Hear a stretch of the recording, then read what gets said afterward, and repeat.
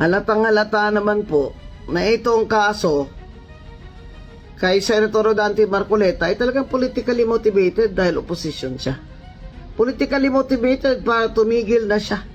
Pag nakulong siya ay talagang siyempre tigil na. Wala na tayong boses dyan na mag-uusig dyan sa flood control projects. Kaya talaga hong may mga malalakas, makapangyarihan na mga kamay ang tumutugis kay Senator Marcoleta para hindi na po siya magsalita tungkol sa flood control corruption. Tingnan po ninyo ang Plunder Law, Republic Act 7080. Diyan po na-convict si President Joseph Estrada noon dahil tumanggap siya ng commission o kickback sa pagbibenta ng pagbili ng GSIS ng share sa Bell Corporation. Dahil siya din nagutos sa GSIS na bumili kayo doon sa Bell Corporation ng over 1 billion. In exchange, binigyan siya ng komisyon ng kanyang mga cronies sa Bell Corporation sa halagang around 127 million. So, combination or series of acts. Dito kay Marcoleta, may government funds ba na involved dito? Wala. Private funds ina Congressman Michael Defensor at dalawa pang donors niya sa kampanya niya. Meron ba siyang binigay ba yun ni Congressman Mike Defensor ang kanyang contribution kay Senator Marcoleta in the expectation of or in exchange for a contract or a government project na si Senator Marcoleta ang may control? Wala. Wala po yan. That element of the crime is absent. Sinasabi, series ang plunder ay ill-gotten wealth. Ill-gotten. Nakuha sa masamang paraan. Through a combination or series of acts.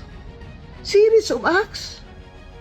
Pagdodonate ng campaign funds, series of acts ba yun? Private funds? Hindi naman si Marcoleta ang may kapangyarihan sa mga government contract or hindi naman yon in exchange for a government contract. Wala pong sabi ng ombudsman, isa pang element, provision to the prejudice of the government. Saan nag-prejudice ang government dyan? Nung nakalimutan niyang ipasok yun sa SOSE niya, yung 70 million na 75 million na yun, anong resulta doon? Dinismiss po yun ng COMELEC. The COMELEC has primary jurisdiction over offenses involving campaign election offenses, including campaign contributions. Dinismiss na po yun kasi yun pong provision na yun dati na nagiging criminal offense yun sa pag na hindi mo naipasok yung tama na contribution sa iyo ay na-repeal na po yun. Na-erase na yun, na-delete na yun ng bagong batas na pinasa din ng mga congressman.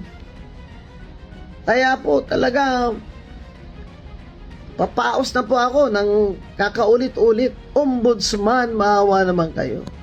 Unahin nyo naman yung mga nangawat dyan ng mga nangurakot, nag-kickback sa ghost at substandard flood control projects. Kailan nyo ikukulong si Martin Romualdez? Bakit nyo unahin pa si Marcoleta na talagang halata naman pong pilit na po ito para talagang wag na siyang mag-ingay tungkol dito sa flood control corruption. Unahin nyo na po, ipakulong si Martin Romualdez. Yan si Bonoan, ipakulong nyo yan. Bakit yan state witness? Nasuli na ba niya? Yung bilyon-bilyong perang kinuha niya na kinurakot niya sa kickback ng flood control projects na yan? Nasa na resibo ng National Treasury na nagsuli si Bonoan? Bakit siya magiging state witness? Kung hindi siya nagsusuli ng tamang amount.